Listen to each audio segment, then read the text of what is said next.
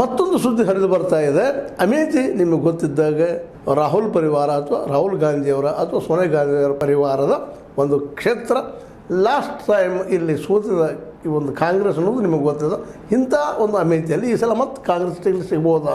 ಸಿಕ್ಕರು ಇಲ್ಲವರು ಯಾರು?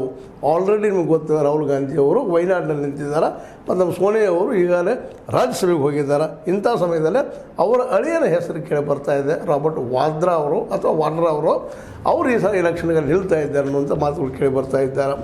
ಅಲ್ಲಿ ಜನ ಈ ನಮ್ಮ ರಾಬರ್ಟ್ ವಾದ್ರಾ ಅಥವಾ ವಾಡ್ರಾ ಅವ್ರನ್ನ ಒಪ್ಪಬೋದಾ?